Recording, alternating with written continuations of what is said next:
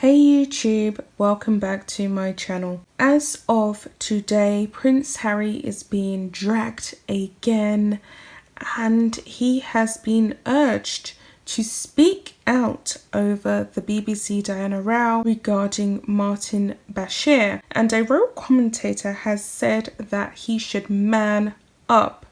The concept is hilarious to me, and obviously yourselves if you're listening to this, because we know that Harry has not been thinking with a very masculine energy for a long time now. He has become Meghan Markle's lapdog and he does everything she tells him to do. So the concept of him becoming more manly and embracing his manly essence is near to impossible.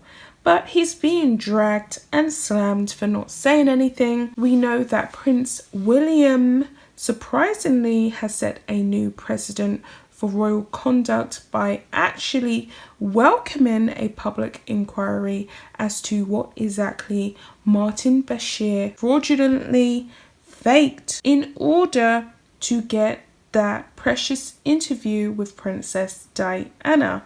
And Martin Bashir is in a lot of hot water, and only time will tell what his punishment will be. I'm going to get into the article, and it says Prince Harry has been urged to speak out publicly on the row over Martin Bashir's interview with his late mother Princess Diana by a royal expert. Martin Bashir spoke to Diana for an edition of BBC Panorama broadcast in 1995.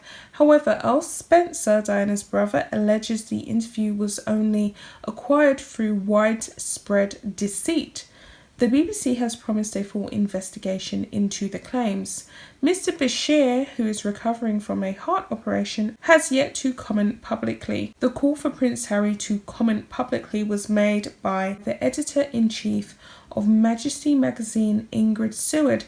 Speaking to The Sun, she said, "Harry's silence speaks volumes," and it does. He is quite weak. And it also highlights that he has an extremely fractured relationship with Prince William.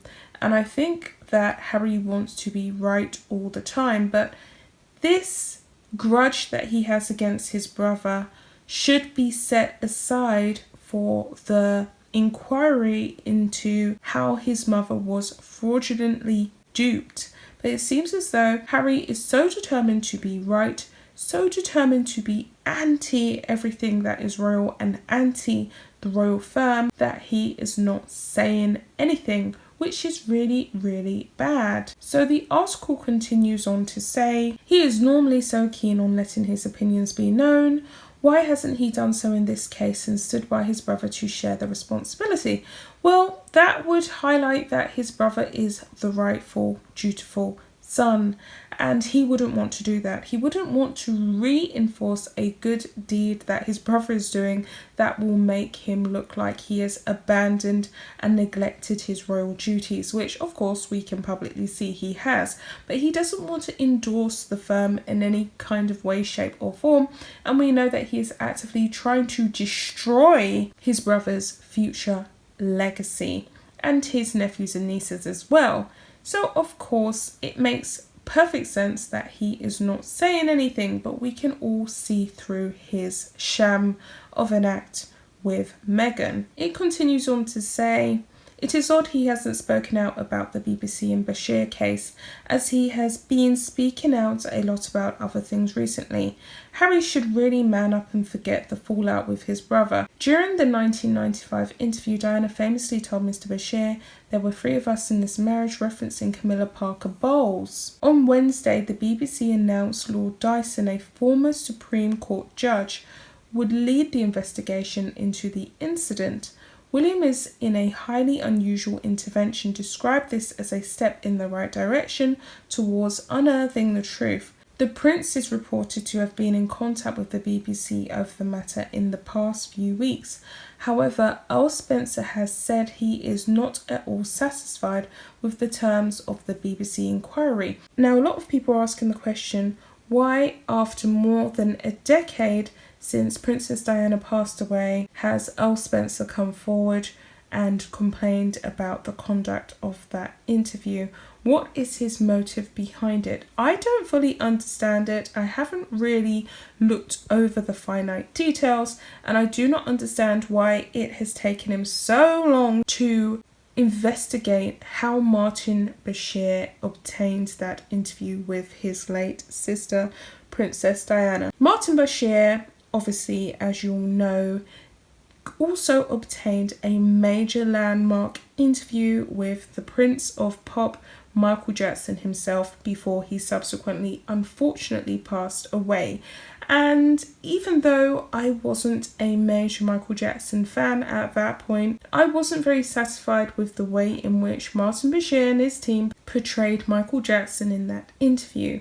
He kind of made him look quite ridiculous. And yes, it wasn't hard to do that, considering Michael Jackson had quite a lot of controversial, embarrassing public displays at that point. He had an extreme amount of plastic surgery on his face, and he had also changed his skin tone at that point. So he was in a compromising position as it was, but Martin Bashir seemed to emphasize the quirks of Michael and not in a very flattering way. Now, Earl Spencer is of the viewpoint that Diana was exploited and tricked and fraudulently duped into conducting this interview. So it will be interesting to see whether that is true. But he's had a full career now. He is currently in critical care in hospital, but he has enjoyed an extremely colourful career that mirrors the likes of Piers Morgan over here in the UK. Not as profitable, but he's definitely made a lot of money, so only time will tell. The article continues on to say, William's intervention was welcomed by Miss Monckton, one of Diana's closest friends. Speaking to ITV News, she said, "For William and for Kensington Palace to issue a statement, I think shows how deeply involved he has become in this story and about how his mother was treated. It's very important that we look at it 25 years on. It did change the course of history." Diana married Prince Charles in 1981, with the service broadcast live to hundreds of millions around the world. However, the marriage broke down with accusations of adultery at both ends. The couple divorced in 1996, 1 year before Diana passed away in a Paris car crash.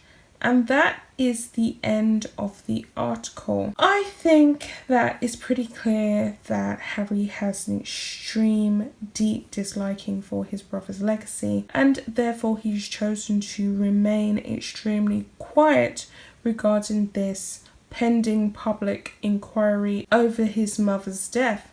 I think it's sad, I think it's tragic, and I think it's very embarrassing, but this is the path that Harry has chosen to walk down. Someone has left a comment on the article and they said, "So Hapless will speak up about his then girlfriend and the press, speak up about serving in silence, internet bullying, make an appearance on Strictly Come Dancing and so forth, but he can't take a moment to make an official statement about his mother, the same mother he uses to deflect from his behaviour, uses for money and uses for attention. Got it? What a piece of work he is." Someone else has gone on to say, "The trouble Mr. Markle has is that his future income is dependent on the very devil he has signed a deal with, and that same devil is the one trashing his mum." And there we have it. And I think that person is talking about the Netflix deal that he has signed that is quite compromising and a conflicting interest for Harry, considering a lot of people are upset about the way in which Diana has been portrayed on The Crown, a exclusive Netflix series. Someone else has gone on to say, "I personally would just appreciate it if Harry would just shut his you-know-what forever. Diana has William to stand up for the misjustice she received at the hands of the plotting and scheming at the hands of Bashir and the BBC that supported him. And someone else went on to say, man up, you must be joking. Anyway guys, I'm going to leave it there and I'll be back with another video. Bye guys.